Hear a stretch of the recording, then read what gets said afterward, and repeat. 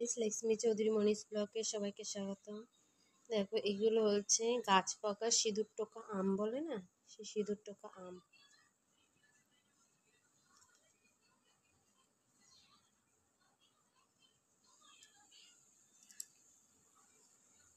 এখানে 3টে আম আমি নিয়েছি, সিঁদুর টোকা আম। এগুলোকে ভালো করে ধুয়ে মিক্সিতে এগুলোকে কেটে পেস্ট করে নেব। দেখো আমি একটা বাটিতে একটু নুন নিয়ে নিয়েছি। আমি ওই 3টে পাকা আমের ভেতরে আমি কেটে নিয়েছিলাম, নিয়ে ভেতরে চিনি দিয়ে মিক্সিতে পেস্ট করে নিয়েছি। ভালো করে এটাকে নিয়ে নিতে হবে। আর নিয়ে নিয়েছি এখানে আমি ময়দা। এবারে কিছুটা ময়দা আমি পরিমাণ মতো নিয়ে নেব। এখানে আমি এই হাতার 5 হাতা মতন আমি নিয়ে নিয়েছি। এবারে আমি এটাকে ভালো করে মাখবো। এখানে জল দেবো না, আগে আমি আমটার সঙ্গে ভালো করে এটাকে মেখে নেব। যদি জল লাগে তখন আমি জল দেবো, তার আগে না।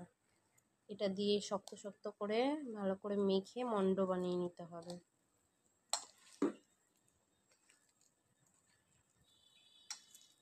আমটাকে মিক্সিতে ভালো করে পেস্ট করে নিতে হবে, যাতে দানা দানা না থাকে বা আঁশটা যাতে ঠিকমতো না থাকে। আমি ততক্ষণ মেখে নিচ্ছি। তো গাইস দেখো আমি ঠিক এইভাবে মেখে নিয়েছি, না পাতলা বেশি না হচ্ছে তোমার টাইট, এরকম টাইপের থাকবে। এরকমভাবে মেখে নেবে তোমরা।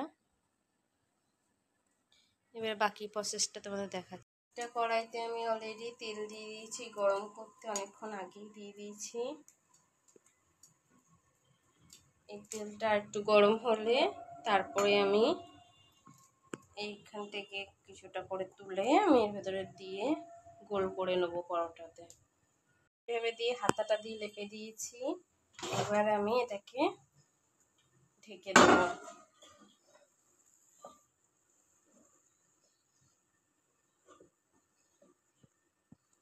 কিছুক্ষণ ঢেকে দেবো, তারপরে উল্টে দেবো। ঢেকে দিয়েছিলাম, ঢাকার পরে কিন্তু ঠিক পরোটাটা এরকম হয়ে গেছে। এবার এটাকে আমি উল্টে দেবো। দেখো কত সুন্দর।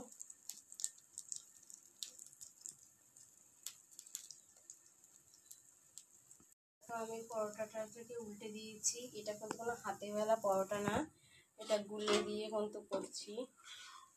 দেখো কি সুন্দর।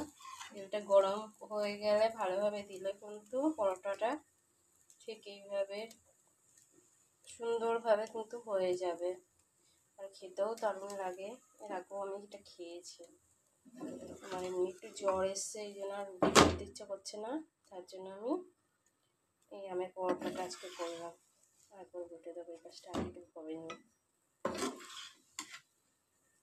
এটাকে একটু ঢেকে দেবো, ঢেকে দিলে না ভেতর খুব নরম হয়।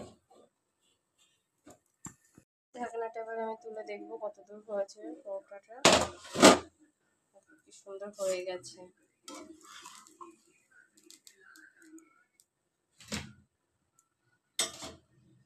এই পাত্রে আমি আবার একটু তেল দিয়ে দেবো।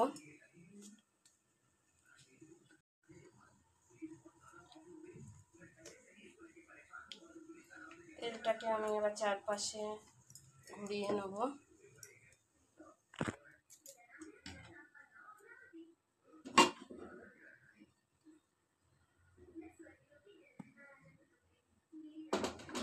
গরম হোক।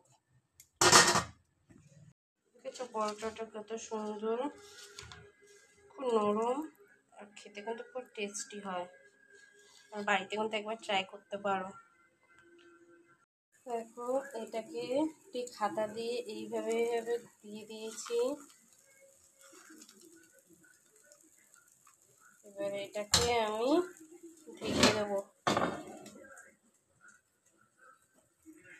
এটা হয়ে গেছে। এবারে ঢাকনাটা আমি তুলে দিয়েছি। তো খুব সুন্দর উঠে চলে আসছে, দেখতে পাচ্ছ তোমরা।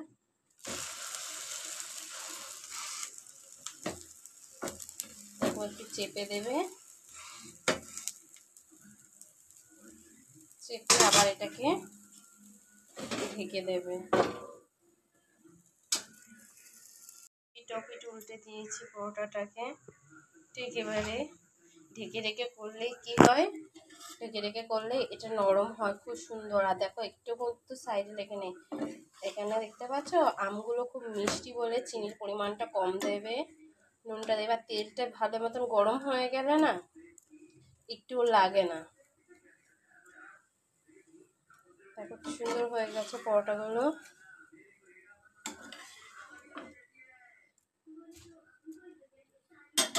এইভাবে আর একটা পরোটা আমি করে নেবো। আর একটা পরোটা আমি উল্টে পাল্টে দিয়ে দিয়েছি।